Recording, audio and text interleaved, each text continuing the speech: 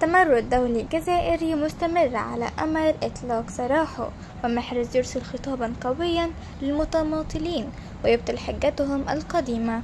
السلام عليكم ورحمة الله وبركاته. أهلا وسهلا بكم متابعيني الأعزاء. قبل ما نبدأ ما تنسوش تصلوا على النبي عليه أفضل الصلاة والسلام، ويلا بينا نبدأ الفيديو. أرسل رياض محرز قائد المنتخب الجزائري خطابا قويا للاعبين مزدوجي الجنسية الذين يترددون كثيرا في اختيار اللاعب للمنتخب، متحدثا بشكل عام حول حالات اللاعبين الأفارقة.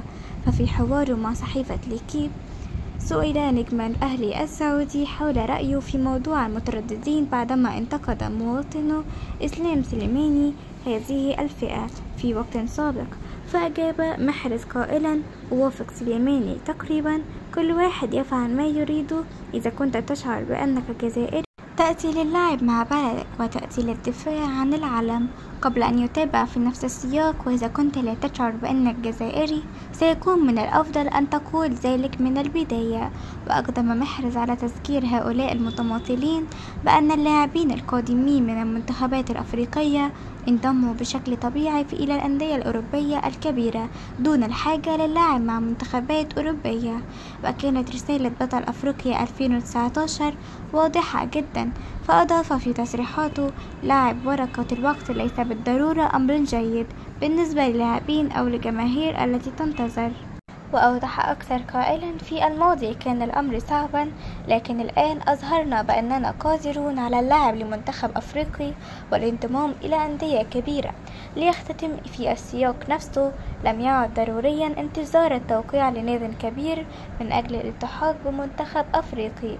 وأبطل بذلك محرز الحجة القديمة التي يستعملها اللاعبون لأجل تأخير التحاقهم بالمنتخبات الأفريقية على وجه التحديد عندما يتحدثون عن رغبتهم في الانتقال إلى أندية كبيرة بصفتهم لاعبين أوروبيين للقدوم بعدها إلى منتخباتهم الأصلية.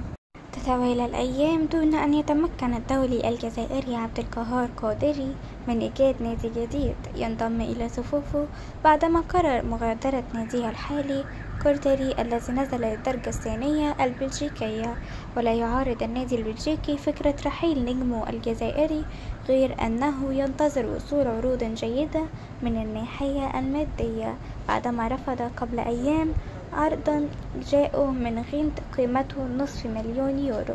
ولا يبدو بأن ذلك قد أعجب خريج أكاديمية أتلتيك بارودو، لأن اللاعب يرفض حتى الآن الالتحاق بالتدريبات والمشاركة في المباريات التحضيرية. ولم يلتحق قادري بالاستئناف، ثم واصل الغياب عن الفريق طيلة الفترة الماضية مع اقتراب موعد انطلاق المنافسات الرسمية. شاركوني رأيكم في التعليقات، والسلام عليكم.